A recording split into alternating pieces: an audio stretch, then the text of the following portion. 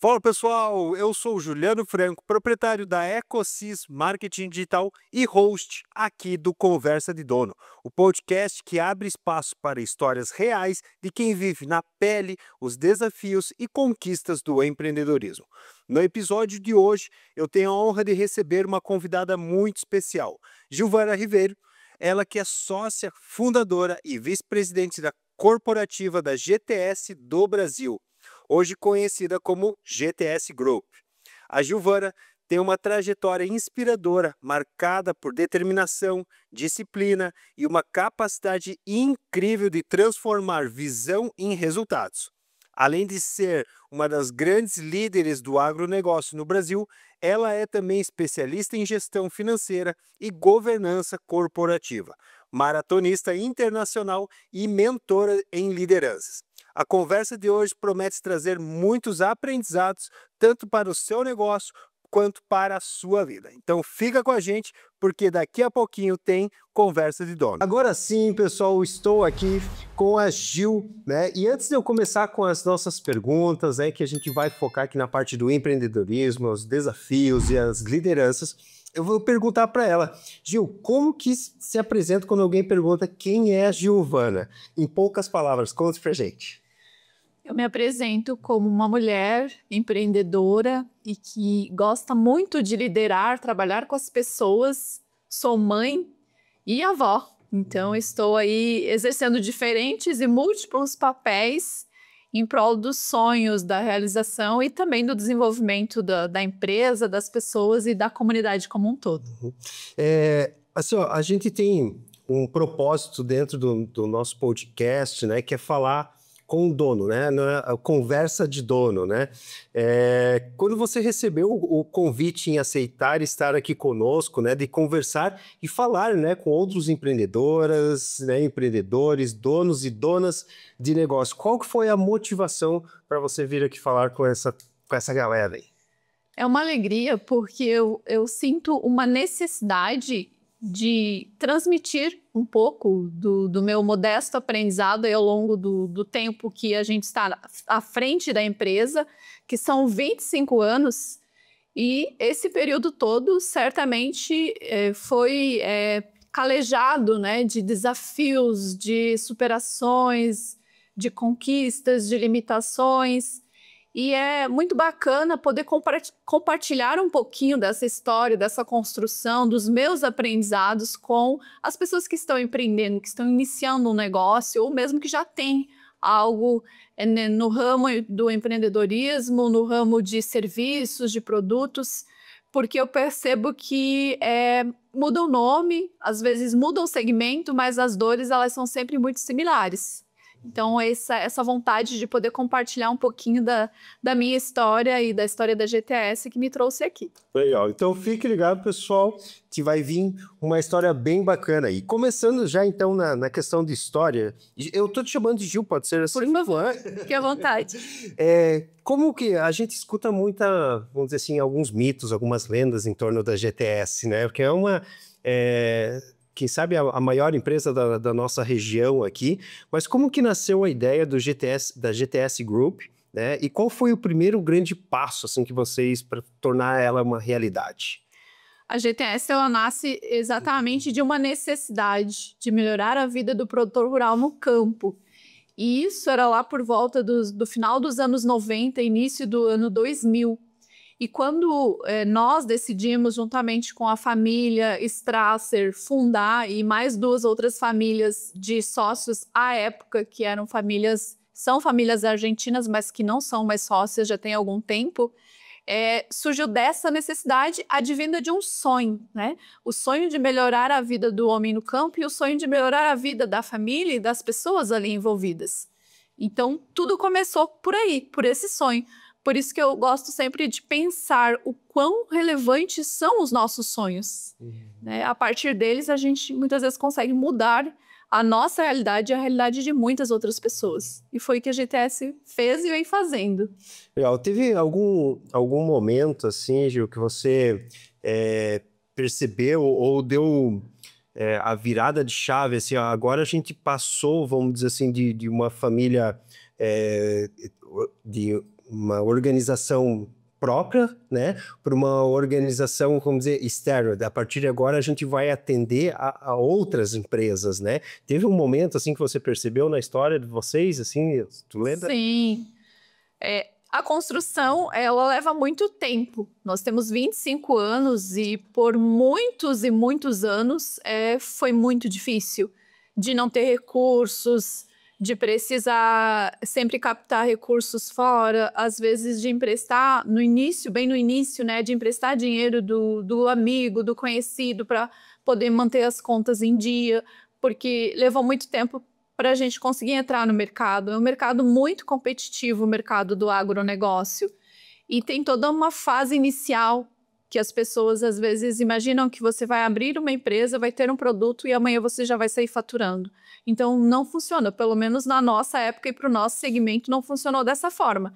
Então, teve aí um período que eu diria pelo menos uns 15 anos, né, de maturação, de construção desse negócio para você conquistar um pouco do mercado. E eu ainda acredito que a nossa filosofia é essa, que a gente nunca chega ao final, né? As empresas, elas nunca chegam ao seu limite máximo de dizer eu estou na excelência.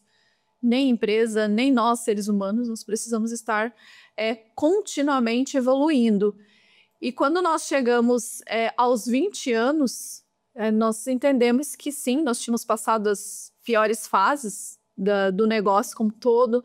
Nós já tínhamos comprado os sócios argentinos, nós já tínhamos comprado o Assis e eu, já tínhamos comprado a participação de outros 2 irmãos do Assis. Então, éramos, né, nessa época, nós unicamente sócios e tocando esse negócio de uma forma mais unida, mais direcionada.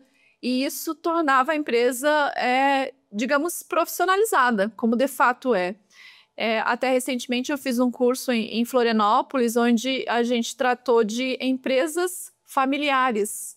Não necessariamente uma família que uma única pessoa empreende, né? A gente tem que olhar, quando você tem uma empresa dentro de uma família, são muitos envolvidos dentro dessa família e, logicamente, a comunidade. Então, a gente foi fazendo essa construção dia após dia, conseguindo passar os desafios de questão societária, de questão de desentendimento, às vezes, de ideologia de trabalho, de fazer as coisas, e foi aos poucos tendo um único direcionamento, né? Então, desde 2013, nós somos, Assis e eu, os únicos proprietários, e a gente tem um entendimento, uma linha de trabalho muito parecida, e a empresa é totalmente profissionalizada. E isso nos deu corpo, né, para conseguir adquirir outros empreendimentos, voltar a ter lavouras, que também utilizamos para testar os equipamentos e para a produção de grãos. Então, isso foi nos dando a substância que precisávamos para nos chamarmos, digamos, de um grupo exatamente, né? Que tem uma série de negócios aí para atender ao longo desses 25 anos. Você vai falando, eu vou anotando as coisas, por isso que é conversa, né? Exato.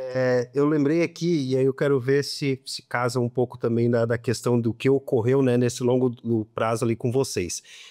A questão dos vários sócios. Eu recentemente, há 2 semanas, para ser bem exato, assim, eu tive contato com uma empresa, e aí são 6 sócios. Aí tem 2 com 18%, outros 2 lá com 15%, um lá com 10%, o outro tinha não sei quantos por cento. Então, assim, ó, quando, vamos dizer, um deles tinha uma decisão, ele disse, vamos seguir por aqui, ele não tinha, vamos dizer, poder, né? Ele não era a maioria para poder levar a empresa como um todo para aquele caminho, né? Ou quando o Joãozinho, quando um deles tinha uma decisão para tomar, ele dependia de outros 5, né?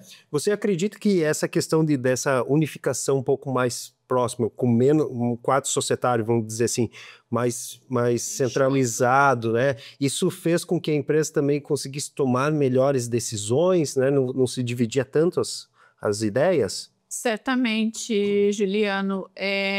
A questão societária, eu acompanho muitas empresas que são nossos revendedores e empresas, às vezes, que estão iniciando, e eu sempre pergunto o seguinte, alguém será majoritário?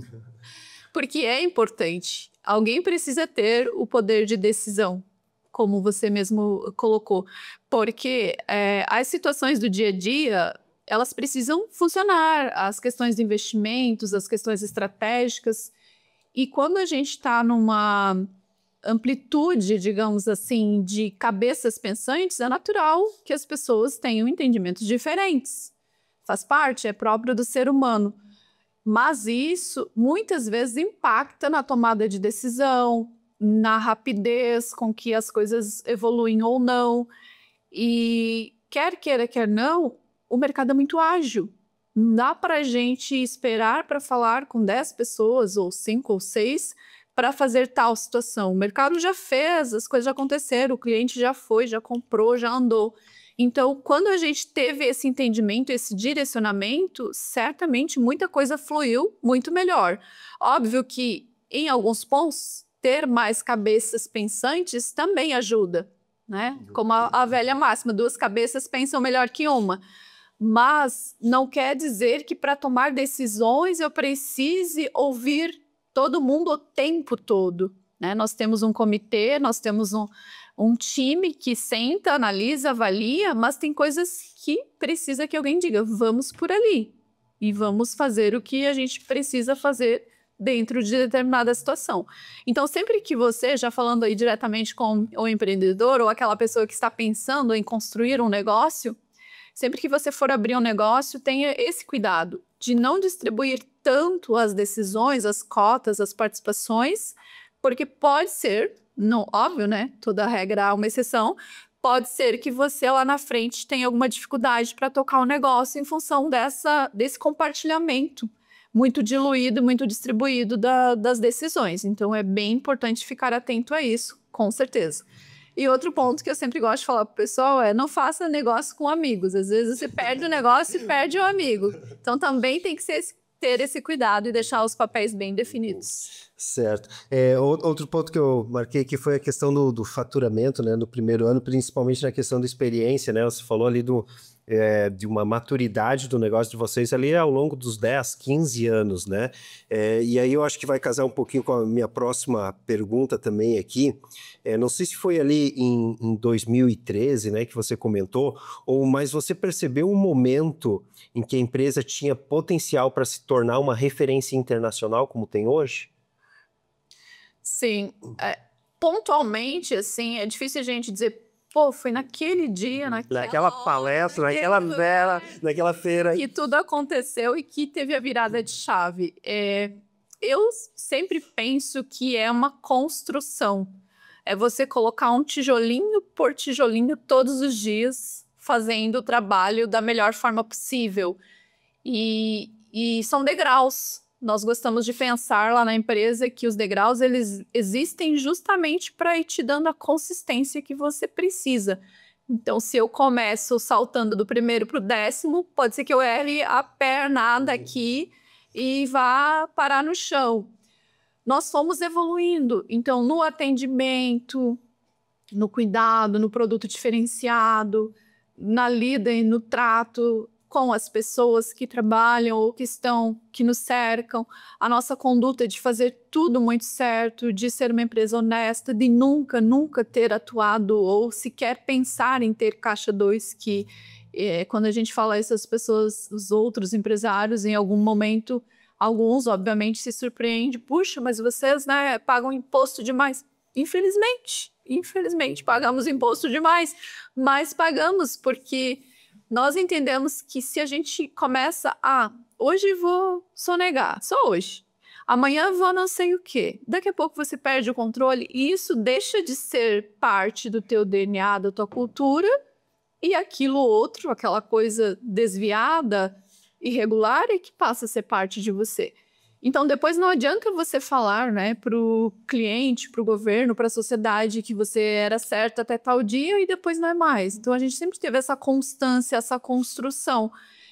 E o mercado, ele vai observando, né? O cliente ou a sociedade como um todo, eles são muito perspicazes. Eles vão saber quando você está sendo autêntico, quando você é o que você diz. Ou o contrário também. Então, foi uma construção, não teve um dia. E como eu falei, a gente não chegou e nunca vai chegar à perfeição. Isso não existe. Ok. Esses 25 anos, agora vocês estão completando nesse ano? Sim, 14 de setembro, faz poucos dias. Ah, foi agora recente, foi esse mês então. Então, setembro, certo? Assim, ó, o que mais te motiva a permanecer, a continuar? O que mais te leva para frente aí nesse caminho do empreendedorismo, Gil? É o bichinho que pica a gente, de poder ver o negócio fluir, de poder ver as pessoas felizes, de saber que você, de alguma forma, impacta positivamente a vida de pessoas, de muitas pessoas. Nós temos programas de valorização das pessoas, de benefícios, de construção delas, de despertar das pessoas para que elas vejam o melhor que elas podem ser, o que elas têm de capacidade que todos temos enquanto ser humano.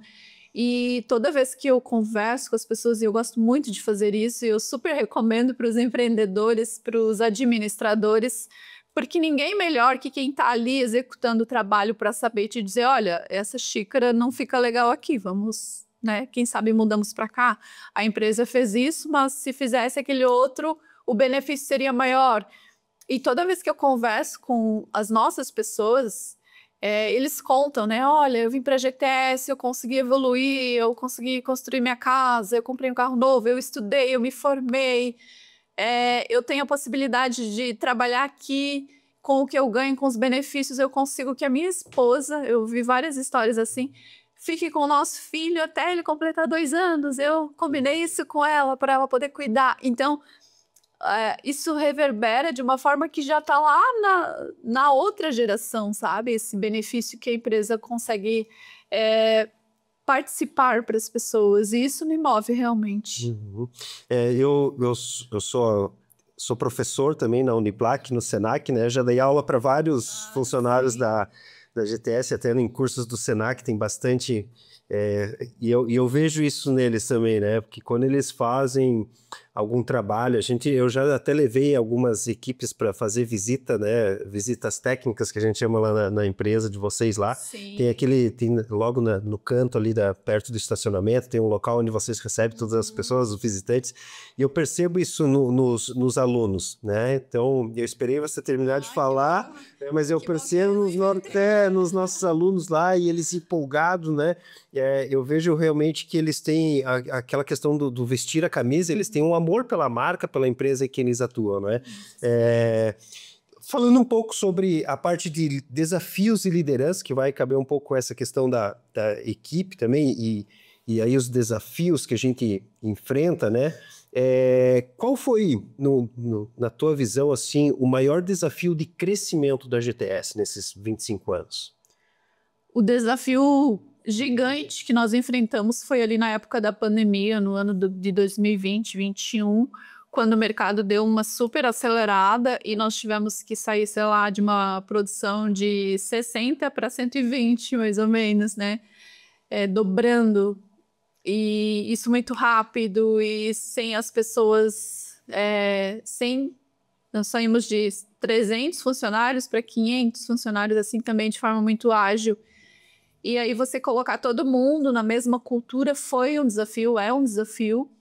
E desde então, além dos programas que nós já temos, nós temos o Dia da Cultura, que inclusive o último dia foi agora em setembro, também foi dia 12 de setembro, que é o momento que nós paramos todas as fábricas, e nesse último foram 590 pessoas participando ali conosco nesse dia de imersão, para a gente reforçar os valores da empresa, para a gente entender como a empresa funciona, o que a gente precisa, para ouvirmos também as pessoas. Eles podem se apresentar, eles podem fazer a participação deles. É esse momento de união e de reforço da cultura da GTS, que é uma cultura de excelência.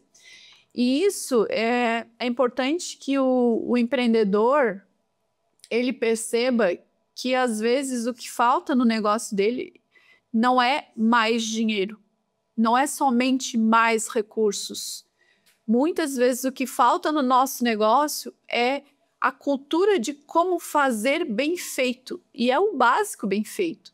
Então, quando eu saio, um exemplo, né, em qualquer cidade que eu vou nos comércios, eu já fico observando como as pessoas nos atendem, como elas entregam nos hotéis e prestadores de serviços, se os recepcionistas, eles te atendem bem, eles te olham no olho. Hoje em dia as pessoas estão fugindo de olhar no olho uma da outra e a gente precisa de conexão. Então, muitas vezes o que falta no negócio não é você colocar mais recursos, é você treinar, formar, construir as pessoas. Então, a gente tem isso, como você falou, o pessoal estuda, a gente incentiva que estude, a gente tem cursos na empresa, nós estamos proporcionando para as pessoas que não tiveram oportunidade de terminar o segundo grau, que façam isso lá na empresa, através do EJA. Então, nós levamos o EJA para lá, nós custeamos o espaço. A pessoa sai da fábrica, sai da empresa e já vai para a sala de aula ali na empresa, então, para ter essa oportunidade. Incentivamos que elas acreditem e que queiram estudar, porque muitas vezes são 30 anos sem entrar numa sala de aula, 20 anos. E para o pessoal isso é uma quebra de paradigma também. Mas a partir do momento que ele vai, que ele consegue, ele se sente capacitado e aí ele realmente engaja, ele vê que a empresa quer o bem dele. Porque eu não sei se ele vai estar ali amanhã, mas isso não faz tanta importância para nós. A gente quer que ele fique, mas se ao sair dali ele vai para um lugar melhor, que bom, ele está levando um pouco da construção que a gente propôs ali junto com todos da GTS. Você falou no começo ali, quando eu te perguntei, né, quem que é Giovana, em poucas palavras, né, e aqui vai um pouco dessa questão de desafios, né. Recentemente a gente fez um especial no Dia dos Pais, que a gente trazia a questão da dupla jornada do homem, né? Que o homem ele tem que sair cedo para ir para o trabalho, né? Trazer, né? Prover para dentro da casa, mas ele tem que chegar em casa, ele não pode perder a questão de ser pai, de ser esposo, né? E a mesma coisa hoje, né? Na nossa sociedade ocorre com a mulher, né? Ela tem as suas funções também fora e dentro de casa, né? Como que você equilibra essas funções de mãe? Você já é avó? Já? Líder de um grupo? São quantos colaboradores hoje? 590 ando ali todo o time de vendas também. Como que você faz hoje aí para equilibrar todas essas funções? Eu gosto de dizer que eu não equilibro. É impossível. Quem diz que consegue equilibrar, porque o equilíbrio parece ali tudo perfeito. Não é perfeito. Eu estou numa fase, já tem algum tempo, que as minhas filhas já cresceram. Tanto que eu sou avó, então a mais velha está com 24, a mais nova está com 18, ambas já estão nas suas casas, uma estudando, a outra já tem família. E para mim acabou ficando um pouco mais leve das obrigações ali, de levar para a escola, buscar da escola, ajudar nas tarefas, né? Isso demanda bastante dos pais, com certeza. E eu consigo através da agenda, tá? O meu não equilíbrio ainda funciona porque eu agendo tudo, né? Tanto que a gente demorou para estar daqui. Então, eu sempre falo, gente, vamos agendar. Minha agenda, se eu for olhar agora, já está para novembro. Porque são muitos compromissos e se você não coloca na agenda, não sobra tempo para você também. Então, eu tenho tempo para correr, para meu autocuidado, para a família. Eu agendo para eu ir também visitar o meu neto, porque daqui a pouco ele vai dizer quem é essa, né, que não apareceu aqui. Então, é colocar na agenda. E hoje a gente tem muito essa facilidade de perder tempo.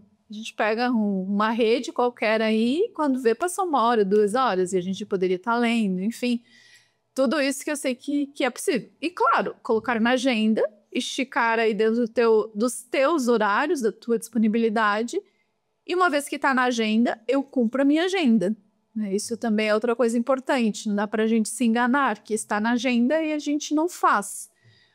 Óbvio que algumas coisas a gente vai reajustando ali, né? Ajustando de um lado para o outro.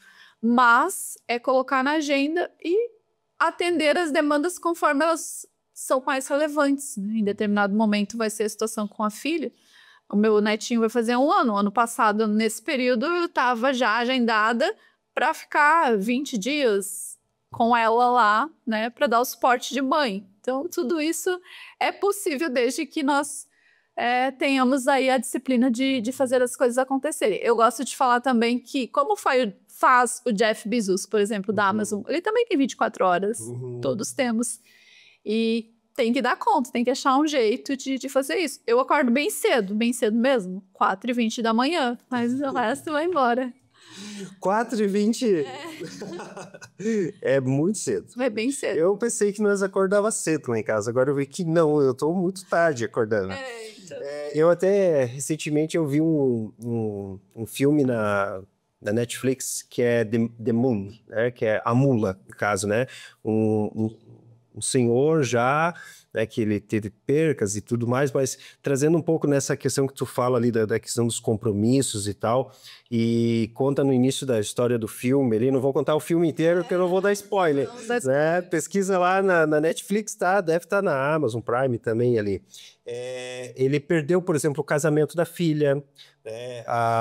No final das contas ali, a única que ainda apoiava ele era a neta, porque ela acabou não pegando tanto esse furo dele. E tudo era por conta, ele cultivava flores e tal, era por causa das exposições, das feiras, né? E ele nunca estava em grandes momentos, ele não levou a filha para o altar, né? Traz isso no filme, né? Então a gente tem, eu trago, claro que é um compromisso muito maior, né, na nossa vida, né? Mas a questão é essa que tu traz de cumprir os compromissos, né? É fundamental. Você não pode... eu sigo muito o Caio Carneiro, né? Sim. E o Joel J, que agora montaram a Trinca, né? E eles falam assim que o empreendedor não pode perder a família, né? Você não pode perder esse convívio. Sim, Por mais, aí você trabalha para juntar dinheiro, e depois você vai gastar todo o teu dinheiro para repor a saúde. E aí não vai ter mais jeito, né? Então, quais... as competências, agora falar um pouco de competência e liderança aqui. Quais as competências que você acredita que todo empreendedor precisa desenvolver para a longevidade aí dos seus negócios? Ele precisa ser um visionário e um ser que não se acomoda, está numa contínua busca do aperfeiçoamento do seu negócio, do cuidado com as pessoas.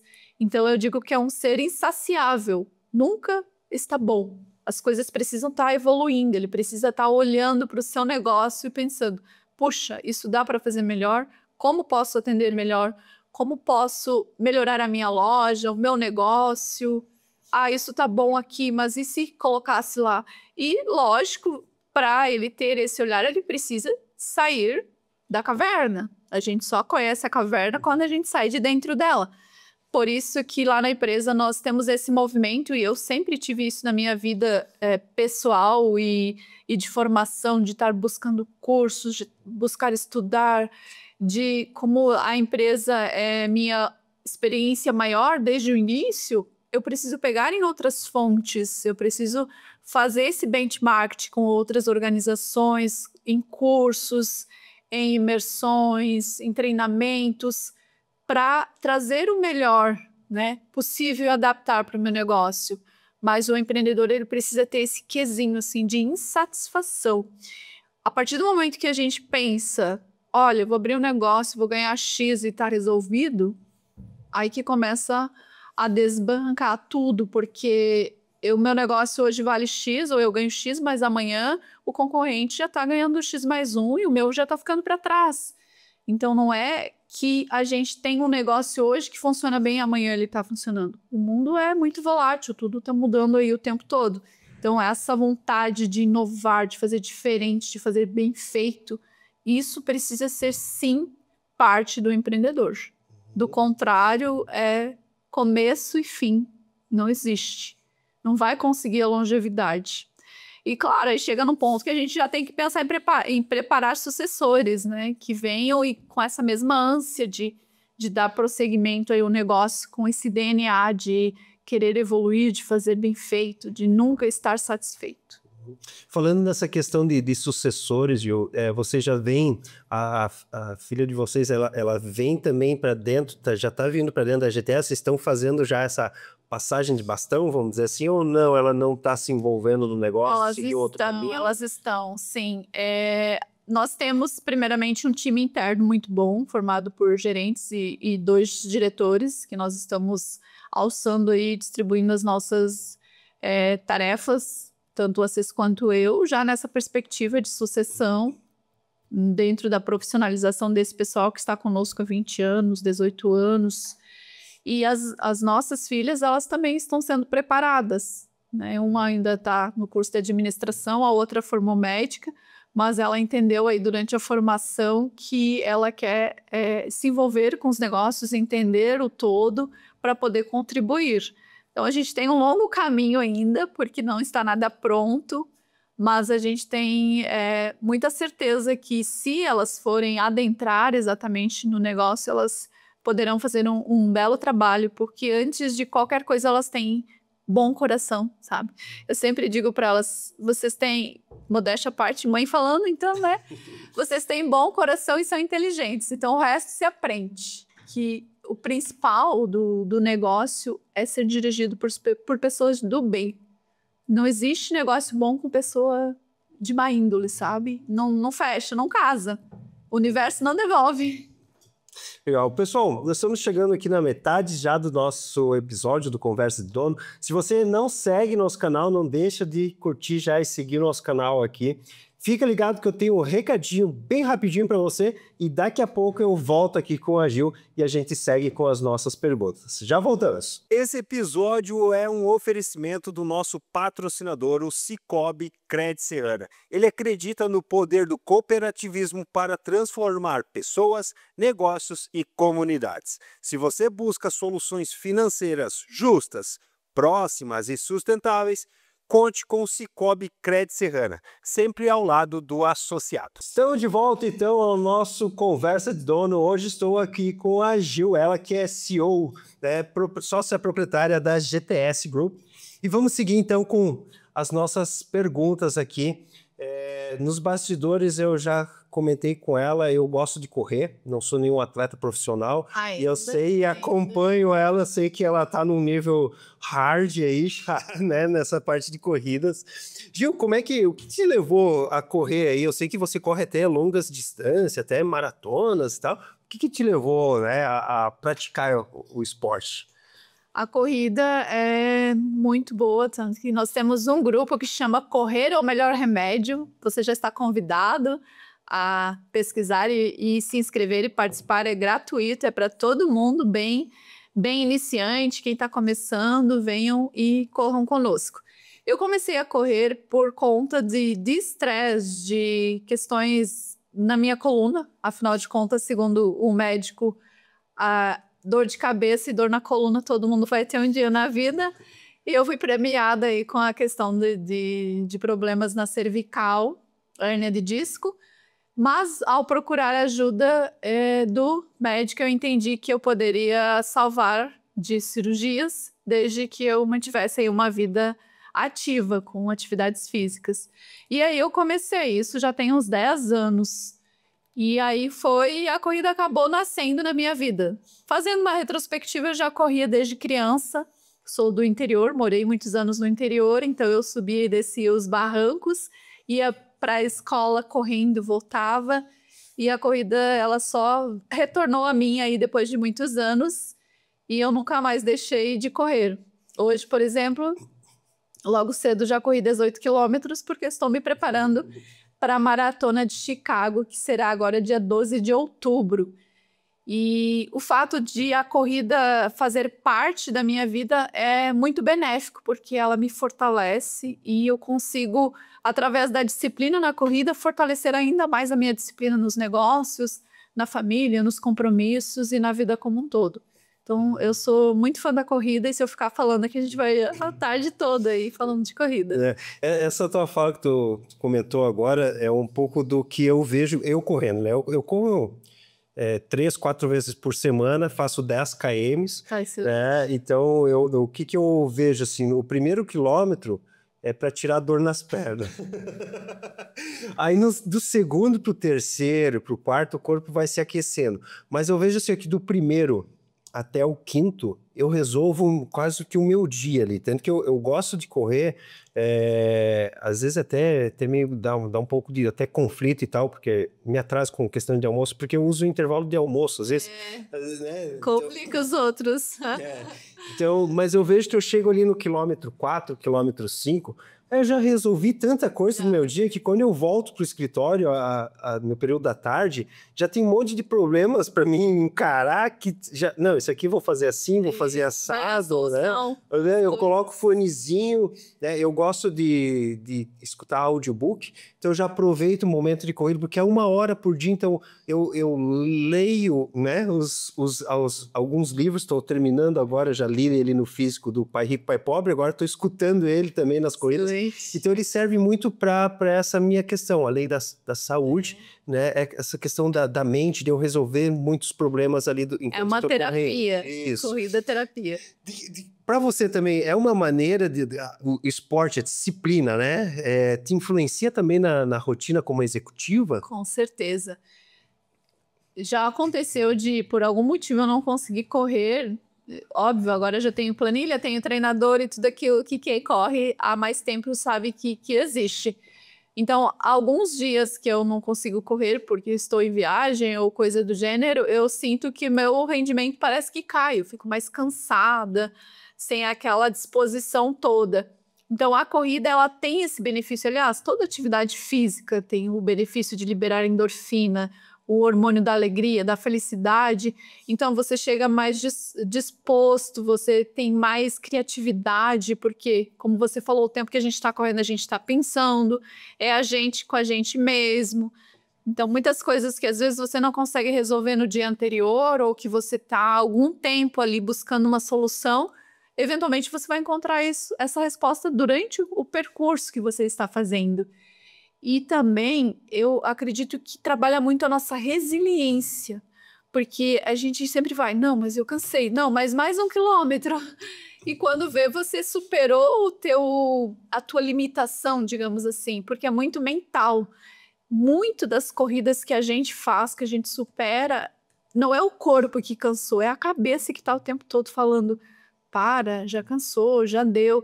Então, na vida também tem isso, né? Você chega num negócio, numa situação, e aí você pensa, não vou conseguir, não vou dar conta. Eu tenho uma amiga que fala que quem tem negócio não pode ter vergonha de gravar um vídeo, de expor sua ideia, né? E aqui já fazendo uma divulgação para a Sabrina, aí, que é minha assessora de marketing nesse sentido. São paradigmas que a gente precisa ir quebrando e que a corrida nos fortalece para isso, né? Quando eu comecei a correr, eu tinha vergonha de correr na rua. Eu pensava, o que vão pensar de mim? Ficou louca? Hoje isso já se popularizou e a gente vai quebrando essas barreiras e superando muito os desafios aí que nós encontramos. E a corrida, ela faz isso, você se torna mais resiliente, com certeza. Não é qualquer coisa que te derruba. Aí quando você sobe a Serra do Rio do Rastro, 1.400 e poucos metros de altimetria, aí você diz, não, agora se eu subir a Serra do Rio do Rastro, não tem nada que eu não consiga fazer aí, tanto superando os desafios no trabalho, na casa, na vida como um todo. Esses tempos atrás teve a maratona lá em Floripa, né? Foram os 2 dias, né? Teve um dia meia maratona, no outro uma maratona, né? Eu fui acompanhar alguns atletas, né, aqui de Lages, e aí teve um dos rapazes lá que ele, né, reclamou ali que teve câimbras e tal, e não fez o tempo dentro do necessário. Ele disse, cara, preciso treinar mais e tal. Desse cara, tu fez uma maratona. Sim. Se tu foi o primeiro, o último, tu correu 40 km. 42 do 11, 145 já é merecedor com essa medalha aí no peito, então. Não. É muita coisa. Por que... Eu sei que você tem algumas ações, né, seja dentro da GTS ou até mesmo fora dela ali, né? Eu vou citar 2 aqui, que é o Mulheres que Inspiram Mulheres, né? E nós temos o GTS Nossa Gente, né? O que te motivou a você decidir criar essas iniciativas? Todo ser humano tem fases na vida. Você precisa do básico, depois você tem o básico, aí você quer construir alguma coisa para outras pessoas. Eu sempre fui muito inquieta nesse sentido. Eu sempre quis fazer o bem, transbordar para as pessoas. E quando surgiu o Mulheres que Inspiram Mulheres, foi nesse sentido, de valorização da mulher, e não que fossem somente as mulheres, sei lá, de São Paulo, de regiões maiores, e todas as mulheres aqui da nossa região que são grandes mulheres, muitas vezes grandes profissionais, donas de casa, mães, empreendedoras, que têm um destaque maior, mas que às vezes precisam que alguém reforce isso para elas. Então, esse programa a gente criou lá na empresa, trazendo as mulheres da empresa que trabalham lá, as mulheres que fazem parte do ecossistema como um todo, que são as esposas, as mães, enfim, do nosso pessoal, e compartilhando com elas e entre elas as histórias de mulheres aqui da região, para ver que é possível superar os desafios, assim como eu superei e supero todos os dias as barreiras, as minhas crenças limitantes, né, decorrentes de muitas vezes da nossa infância, de como a gente foi ensinado a pensar, ensinado a ver algumas questões, a gente consegue fortalecer essas mulheres e elas vão inspirar outras mulheres que sejam suas filhas, suas vizinhas, enfim, suas amigas, e com isso a gente cria aí um grande ecossistema de mulheres que farão a diferença nas suas vidas e na vida de outras pessoas. E ao encontro disso, a gente tem aí o programa que tu chamasse, que é GTS Voluntários, que também a gente envolve as pessoas, né, da empresa para fazer o bem nas comunidades, nas escolas. Então, a gente tem muitos projetos conjunto e a gente tem esses projetos que eu já falei aqui de incentivo, de valorização do funcionário. A gente tem programas que incentivam a mãe a ficar em casa por 6 meses com o bebê recém-nascido e o pai por 21 dias, que o normal são 4 meses, e o pai são 5 dias que ficaria, né, com o bebê. Então, nós temos esse convênio que chama Empresa Cidadã. Inclusive, as empresas que são tributadas pelo lucro real podem optar por isso junto ao governo. Tem ali todas as regras de como funciona, é uma super dica. E faz muita diferença para as mães, mas principalmente para a criança. Uma criança com 6 meses, ela é muito independente, então ainda, imagina com 4 meses, né, que é o normal da licença maternidade. Então são ações assim que a gente vai visualizando e vai implementando, né? E a gente tem essa condição, graças a Deus. Uhum. Falando um pouco ali do questão do Mulheres Inspiram Mulheres, né? Qual conselho você daria para as mulheres aí que querem ocupar cargos de liderança na frente de grandes empresas? A gente tem que ter coragem, esse é o primeiro ponto, porque há uma pesquisa que diz assim que as mulheres, elas são mais preparadas, normalmente elas têm uma formação, um grau de escolaridade maior, mas elas ocupam menos cargos de liderança, porque elas se sentem incapazes. Nós, mulheres, temos uma ideia de que a gente precisa estar 100% pronta para aderir, aceitar ou se candidatar a algum cargo de liderança. E não, ninguém vai estar 100% pronto. A gente precisa ter a coragem de abraçar aquele desafio, contar com a ajuda de outras pessoas, obviamente a gente não faz sozinha, e realmente encarar, sabe? Ter a coragem de assumir os desafios, não ficar, puxa, quando eu tiver tal coisa, eu vou fazer isso. Vai fazendo, vai ajustando, vai construindo ao longo do caminho, que normalmente é o que os homens fazem. Até pela formação, a essência do homem, ele não espera estar 100% pronto. Como você mesmo disse, o homem é o provedor, ele que vai atrás, ele que tem que estar ali para dar o suporte. Mas as mulheres, elas também têm essa capacidade. Então, a gente precisa abraçar. Todas as vezes que os desafios chegaram até mim, mesmo dentro da empresa, eu não estava preparada. Mas eu sentei, entendi como fazia, busquei ajuda e construí a solução com o time. Então, algumas vezes as decisões são solitárias? Sim, algumas vezes sim. Mas a gente precisa ter a coragem de assumir os desafios que a gente julga não estar preparado. Existem algumas práticas assim que você considera essencial nesse caminho, assim, Gil, de empreendedorismo ou de novos líderes? Tanto mulher quanto homem. Isso. Tem. A gente volta na velha máxima da disciplina, que parece clichê, mas que é essencial, porque o ser humano é altos e baixos. Então, tem momentos que a gente vai estar mais animado, tem momentos que eu vou estar mais feliz por ir trabalhar, tem dias que eu queria ficar em casa dormindo, tem dias que eu não queria acordar super cedo, mas eu preciso. Então, por isso eu volto na questão da disciplina com a agenda, com os compromissos. Tem dias que o meu 7 é o meu 10. É o máximo que eu consigo. Tem dias que eu não vou render o 100% que eu queria realmente, mas eu vou, eu faço, eu tenho essa constância.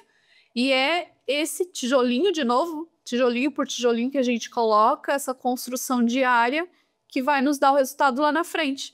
Então, não dá para a gente ter um perfil que, ora, a gente está super empolgado, feliz da vida, criando milhões de ideias e projetos e programas, mudando a fábrica, a empresa, e no outro dia a gente desistir de tudo que a gente imaginou que ia fazer. Porque muitas vezes a gente imagina uma perfeição, e como eu falei de novo, não existe perfeição. Precisa ser feito, todo dia precisa ser feito, mesmo quando a gente está sem vontade. Então, de tudo que a gente já disse aqui, eu vejo que a disciplina, a constância, né? Essa consistência, isso precisa estar, na verdade, deveria estar em todas as pessoas, mas aquelas que empreendem, isso é essencial. É fazer, fazer e fazer. Legal. Pessoal, estamos chegando aqui no nosso último bloco. Você que já nos acompanha aí, já segue o nosso canal há algum tempo, você sabe que o último bloco é o ping-pong de dono. Então, Gil, eu vou te fazer algumas perguntas rápidas, tá? E aí você responde aí de bate-pronto aí o que vem na sua cabeça, tá? Um livro que transformou a sua visão de negócios. Chama O Coração dos Negócios, que é de Herbert Joly. E ele vai falar justamente de quem é o coração de cada negócio. São as pessoas, independentemente do seu negócio, o centro de tudo que vai fazer teu negócio voar ou aterrissar de vez são as pessoas. Então é uma super dica. Essa aqui vai ser fácil. Um hábito diário que você não abre mão. Atividade física, não abro mão, e um pouco de leitura todos os dias. Uma cidade no mundo onde adoraria morar por algum tempo. Eu gosto muito de Lages, amo Lages, e hoje não tenho sonho de morar em outros lugares. Já tive o sonho de morar em Curitiba, Florianópolis, Porto Alegre, mas cada vez que eu vou para lá eu desisto por conta do trânsito. Um conselho de vida que você sempre carrega. Faça o bem sem olhar a quem. Esse é meu lema. Então, sempre que puder, ajude. Faça o bem. Uma palavra que define a sua forma de liderar. Humanidade. Seu maior desafio para o futuro próximo. A sucessão da empresa de forma que flua, que continue, que chegue aí à longevidade. Legal. Pessoal, chegamos ao final do nosso Conversa de Dono, uma conversa super inspiradora com a Gil. Eu tenho certeza que se você chegou aqui, também se inspirou. Então já compartilhe aí com outras pessoas que possam, né, se inspirar nessa história, venham a conhecer um pouco mais também dessa super empreendedora. Gil, obrigado pela sua participação. Se tem um minutinho aí, se quiser dar uma palavra para quem... Sim. Agradeço a quem nos acompanhou e vai assistir o episódio, vai ver os cortes. É muito importante discutirmos e trazermos à evidência a questão do empreendedorismo.